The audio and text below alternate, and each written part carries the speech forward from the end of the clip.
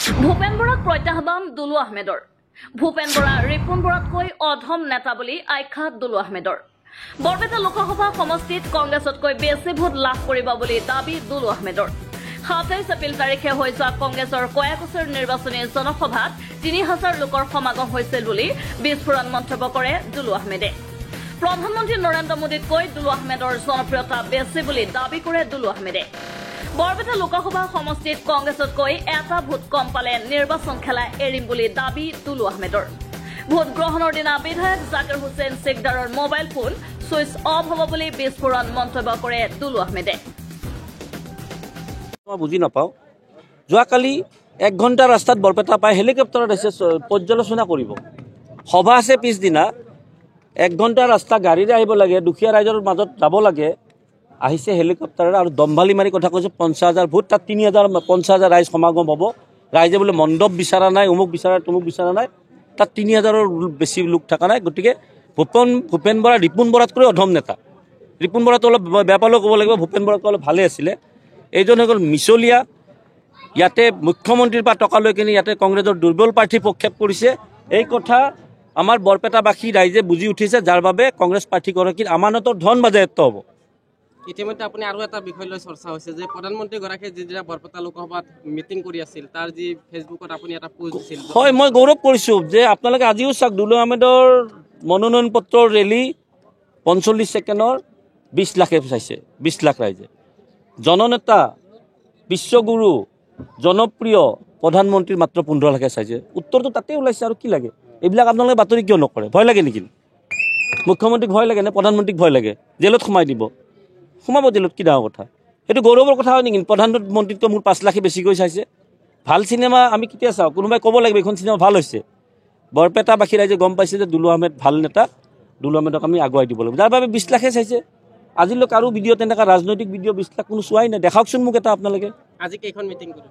আজি আমাৰ 11খন আছে, আমাৰ এতিয়া 2 নম্বৰ এইখন শেষ হৈছে। ৰাতি 9 বজালৈ নিৰ্বাচনী আয়োগৰ বহুত বিধি আছে, বাধা আছে, শেষ কৰিব লাগে। কেনেধৰণে সঁহাৰি পাইছে? 1 লাখৰ ওপৰত জয়লাভ কৰিম। পাকাবেতবাৰীত কেনেকুৱা সঁহাৰি? জাকিৰতকৈ 20,000 ভোট বেছি পাম ইয়াত, নহ'লে ৰাজনীতিয়ে নকৰোঁ বুলি।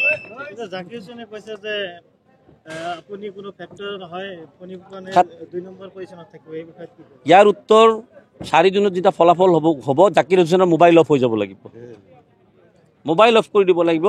মুখ্যমন্ত্ৰী তাত ভৰিত পৰি ক'ব লাগিব, দাদা মোৰ ভুল হৈ গ'ল, মই দিব নোৱাৰিলে, মোক শাস্তি দিয়ক। যি দিয়ে শাস্তি এতিয়া নহয়, 2026 বিধানসভা নিৰ্বাচনত দুলু আহমেদ প্ৰাৰ্থী হ'ব ইয়াৰ পৰা, যদি তেওঁ বেছি কৰে। ইয়াৰ পৰা খেদিম মই, নহ'লেও আমাৰ বহুত আমাৰ নতুন নতুন যুৱক উঠি আহিছে ইয়াতে। দুলু আহমেদৰ নিৰ্বাচন খেলি মুখ্যমন্ত্ৰীৰ চাকৰামি কৰা, গোলামী কৰা মোৰ উদ্দেশ্য নহয়। মোৰ কথা যে যুৱ প্ৰজন্মক ওলাই আনিব লাগিব। অহাবাৰ পাকা বেতবাৰী সমষ্টিত নতুন যুৱ বিধায়ক আপোনালোকে দেখিবলৈ পাব। হয়তো মই হ'ব পাৰে বা আমাৰ নতুন যুৱ বন্ধু হ'ব পাৰে।